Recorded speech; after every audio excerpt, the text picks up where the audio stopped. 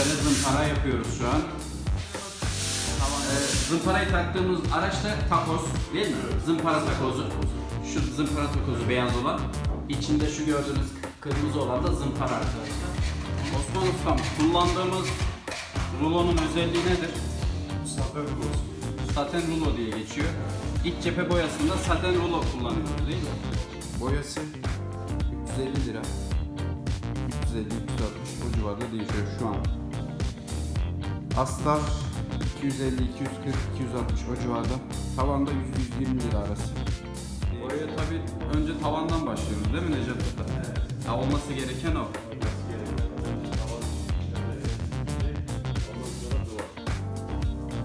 Sebebini de açıklayabilir misin? Bu brandalarda 50 metrekaresi 30-40 lira civarı arkadaşlar. Nalbur'dan veya malzemeciden isteyebilirsiniz. Branda dediği zaman size bunu veriyor.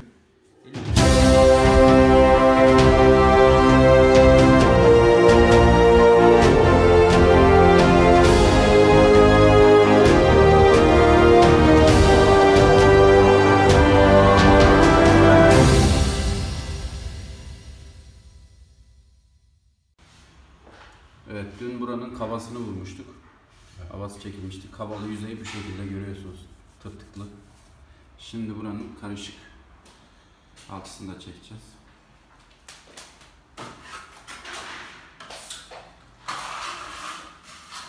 Şurada gördüğünüz gibi alçımız var. Karışık alçı. Bu saten artı ders. İkisini beraber karıştırıyoruz. Ve kabanın üstüne uyguluyoruz.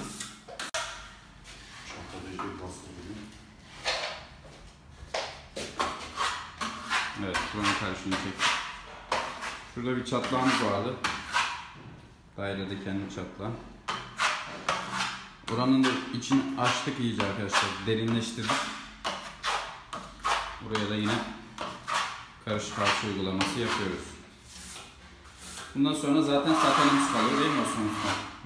Son kat saten kalıyor. Aynen öyle. Son kat saten kalıyor.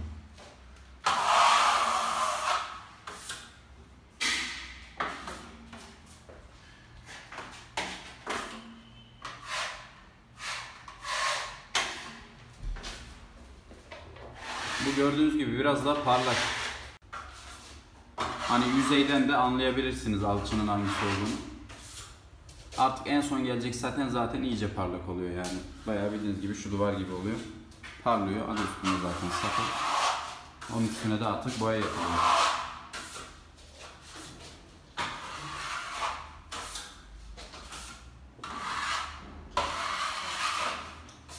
İki yüzey arasındaki farkı zaten görebilirsiniz. Bu hava çekilmiş duvar. Burası da karışık. Parlaklıktan bile belli oluyor zaten alçının farkı.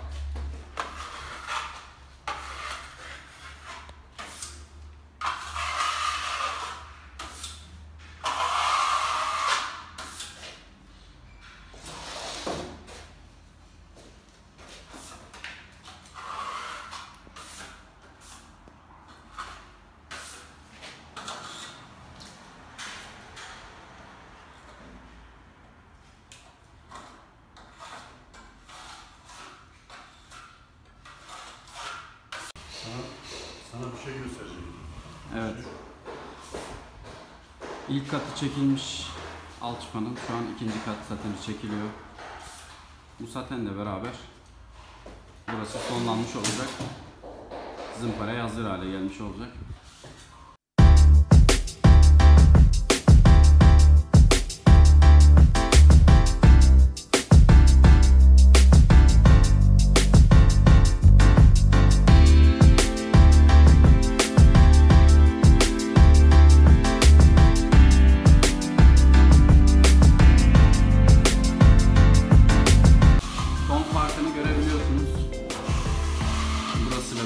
Parlaklığı ve ton farkı zaten belli oluyor.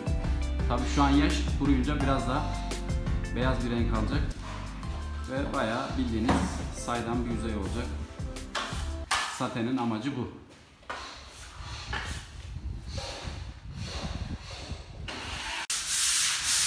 Evet arkadaşlar, gördüğünüz üzere zımpara yapıyoruz şu an. tavanımız beyazla boyanacak. Bu sebepten önce bir yüzey hazırlığı yapılıyor. Osman Usta, kullandığımız zımparanın numarası kaç? 180'lik 180. 180 dediğim ne olur? He? diş küçüklüğü. Onu açıklayalım da arkadaşlar bilsin. Dişin büyüklüğü, küçüklüğü oluyor. Peki. Dişin büyüklüğü olduğu zaman tavanı çizer, onun için en incesini alır 180'lik. Yani incesini bir kalını. Tavanı çizmesine, boya attığı zaman o çizgiler belli olmaz diye 180'lik kullanıyoruz. İlk cephede 180 mi kullanılıyor? Alçı üstü, saten üstü 180'lik kullanıyoruz. Saten üstü. Peki diğerlerinde mesela diğer zımparalar nelere kullanılıyor? O zımpara dişli olduğu için, saten alçısını çizdiği için sateni bozuyor daha doğrusu öyle diyelim. Hani başka mesela 200'lük var. Evet. 200'lük mesela nereye kullanılıyor? 200'lük de burada kullanılıyor, o daha ince ama yükseldiği zaman 100'lük, 150'lik, onlar dişli oluyor. Anladım. Bunlar Aşağı doğru, numarası aşağı doğru düştükçe dişi yükselmeye, yani diş kalınlığı artıyor. Diş kalınlığı artıyor. İlk cephede 180 ideal mi? İdeal. En ideal 180'lik. Alçı bozmamak için. Zımparanın zımparayı taktığımız araç da takoz değil mi? Evet. Zımpara takozu. Şu zımpara takozu Evet. beyaz olan. İçinde şu gördüğünüz kırmızı olan da zımpara arkadaşlar. Onu sıkıştırıyorsunuz, o takozun şurada yerler var 2 tane. Ondan sonra bu şekilde zımpara yapıyorsunuz.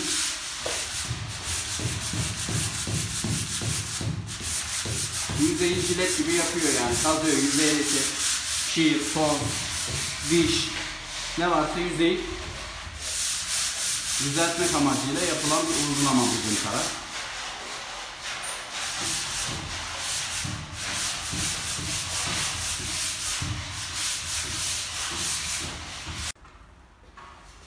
Evet, şimdi zımparası yapılmış, tavana bir kat boya vuruldu. Şuralarda görüyorsunuz lekeler var. Altına desenli boya yapılmış bunun daha önce. Bu desenli boyadan ötürü tabi buralarda izler çıkıyor. Bu çektikten sonra üstüne tekrar bir kat daha zımpara yapılacak ve ikinci kat uygulanacak. Ustam buraya geçti. Şimdi burayı da vuruyor. Osman Ustam, kullandığımız rulonun özelliği nedir? Bu saten rulosu. Saten rulo diye geçiyor. Evet. İç cephe boyasında saten rulo kullanıyoruz değil mi? Alçılı zeminde. He? Alçılı zeminde. İç cephede yani. Evet, iç cephe ve alçılı İç cephede, daire içinde, alçılı zeminde saten rulo kullanılıyor. Evet. Boyanın üzerine bu şekilde tekrar bir boya yapabilirsiniz. Şimdi bir kat tavan boyası uyguluyoruz arkadaşlar. Nalbur'dan tavan boyası dediğiniz zaman size bu boyayı verecektir.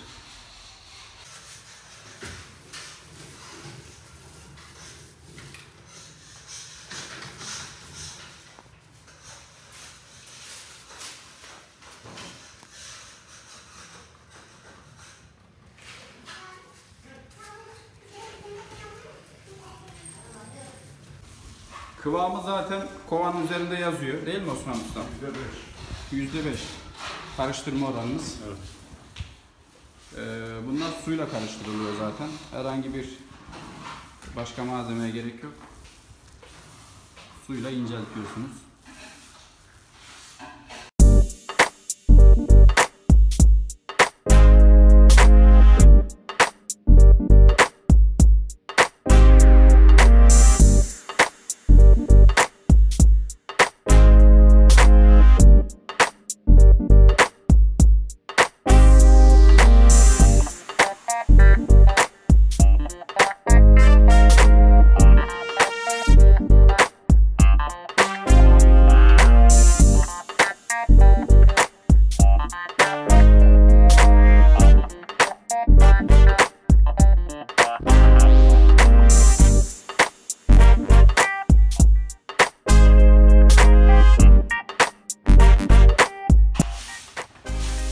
Bir kat vurulduktan sonra havanda bazı yerler ortaya çıkıyor zaten tamir için. Oraların yoklamasını da tamirini de bir kattan sonra ustalar yapıyor. Evet değerli dostlar, şimdi görüldüğü üzere tavanı bir kat etti. Kutuların astarı vuruldu. Buradaki tavan vuruldu. Naylonumuzu serdik. Boya olmasın yerler diye. Bu yüzeye yeni bir laminat geleceği için buraya naylon serdirmedim. Bunun üstüne yapacağım zaten.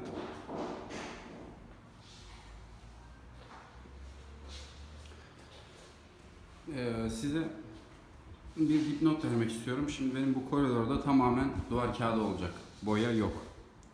Fakat kendi evinizde eğer duvar kağıdı yaptıracaksanız eski boyalı yüzeye astar vurdurmanız şart.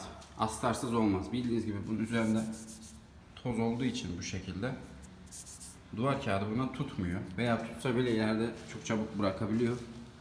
O yüzden şu şekilde bir astar vurdurmanız lazım. Dönüşüm astarı diye geçiyor. Seramiklere uygulanan dönüşüm astarıyla karıştırmayın bunu. Bu farklı bir dönüşüm astarı. Bu boyalı yüzeye vurulan astar. Bir de seramik yüzeyine seramik yapmak için vurulan bir astar var. Onunla karıştırmayın sakın. Dediğim gibi duvar kağıdı yaptıracağınız yerlere bu astarı vurduruyorsunuz. Ben boya yaptırmayacağım. Buraya sadece astar vurdurup geçeceğim. Boyaya da birazdan başlayacağız zaten. Alt işim komple bitti. Tavanları birer kat vurduk. Bazı yerlerde izimiz çıktı, işte dediğim gibi oraların yoklamasını falan yapacağız. Durum bu arkadaşlar. Buraların içi falan komple bitmiş oldu. Evet, kutuların da ilk kat boyası vuruluyor. Bu kutuları tavan boyasıyla boyuyoruz. Yani şu tavanı vurduğumuz boyayla kutularda devam ediyoruz. Boyamız da burada.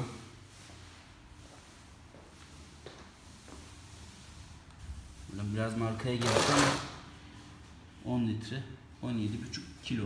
Biliyorsunuz bunlar da litre hesabı oluyor. Astardan kastım da şuydu, size bahsedeyim. Astar da bu arkadaşlar. 10 litresi de şu. Bu 15 litre. Boyamız da burada. Bu da boyamız. Bu da yine 15 litre. Fiyatları da boyası 350 lira. 350-360 o civarda değişiyor şu an. Astar 250, 240, 260 o civarda. Tavanda 100-120 lira arası değişiyor. Boya fiyatları da bu şekilde. Tavan zaten adı üstünde. Tavana uyguluyoruz. Duvara uyguluyoruz.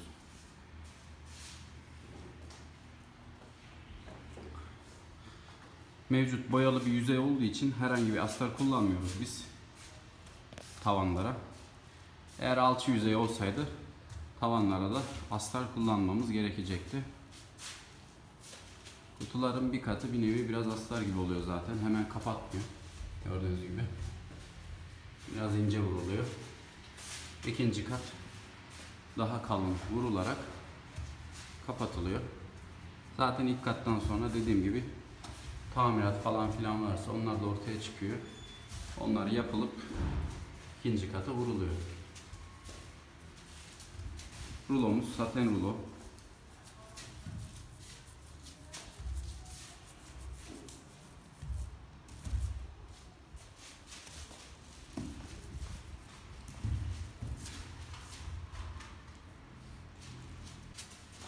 Şu brandalarda 50 metrekaresi 30-40 lira civarı arkadaşlar.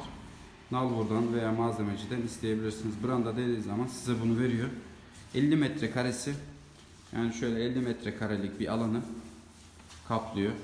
Fiyatı da 30-40 lira civarı.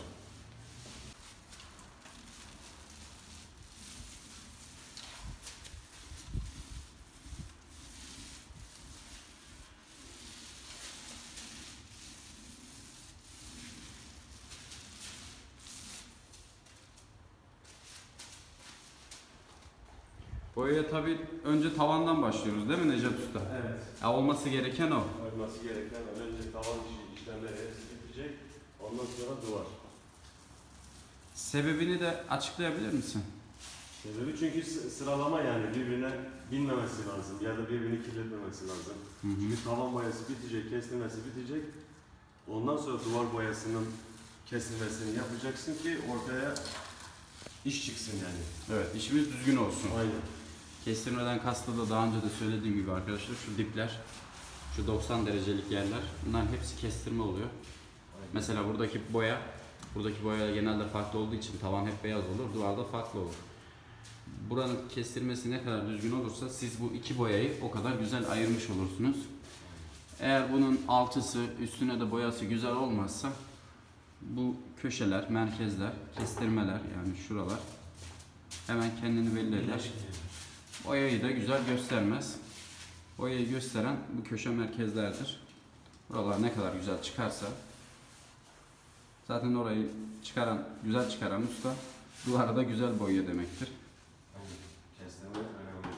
Kestirme yapabilen bir usta yani iyi bir boyacıdır diyebiliriz arkadaşlar. O yüzden onlara da dikkat ediyoruz.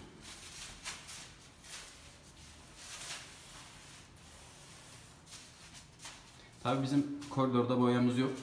Astar vuracağız. Evet, O yüzden burada kestirme işimiz yok. Fakat mesela şöyle bir odada burada normal boyamız var. Burada boyamız olacağı için tamam bitiyor. Daha sonra bu boya vurulduktan sonra bu köşeler fırçayla güzelce kestiriliyor. Ve oralar ayrılmış oluyor.